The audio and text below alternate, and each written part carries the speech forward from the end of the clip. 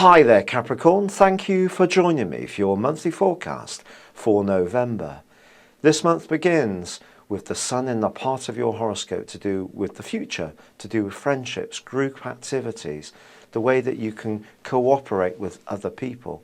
So a fantastic sparkly area. Also Mars, the planet of drive, is in the most expansive part of your scope, great for travel and being more broad-minded about your options.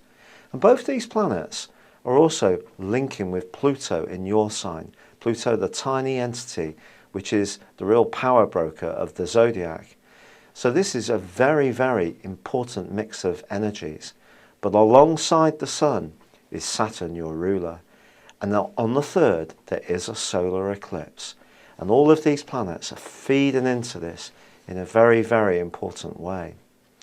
This is an opportunity for you over the next 6 months to make some dramatic changes in your situation, to be more daring.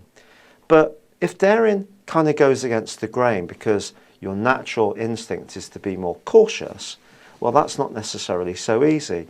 And with Saturn alongside the solar eclipse, what does this mean for you? Well, the Sun is about our drive as such, about our inner potential.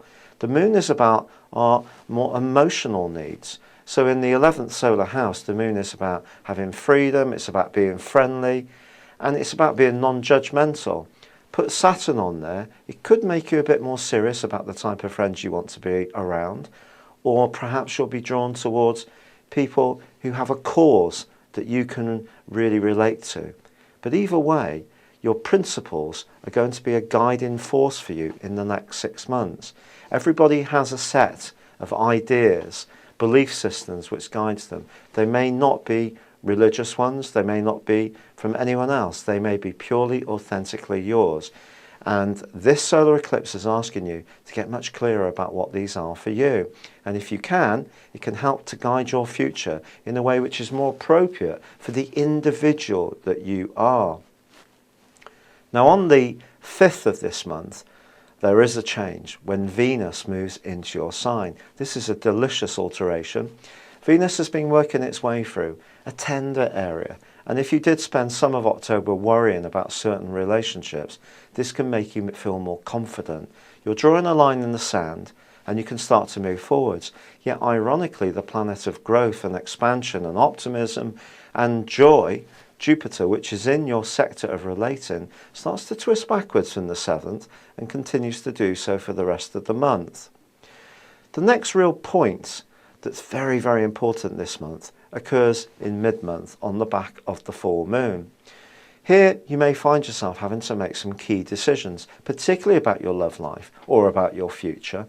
And if you find yourself making a U-turn because something that you did think was a major goal has been achieved or is no longer important to you, don't be hung up about this. Don't let pride stop you from having the courage to make the change for the person you want to be now.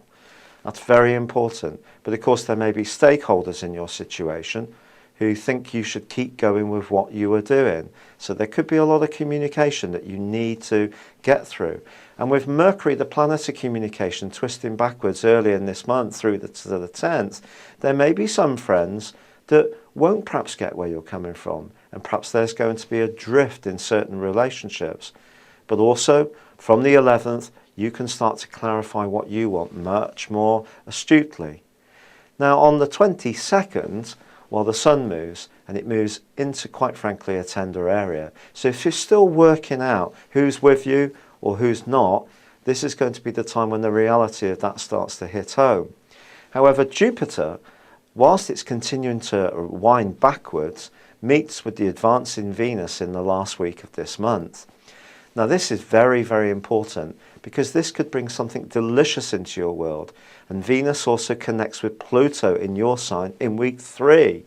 And this can really raise the romantic odds because Venus can draw towards you lots of different opportunities as far as romance and loving are concerned this month. But if you're looking for a very sincere involvement and someone else that you get drawn to just wants a bit of a fling, there's obviously a mismatch. And that could leave one of you feeling a little bit hurt. So just be conscious of your motives around the closest type of relating, particularly around that third week. But by the fourth week, something quite wonderful could ensue for you.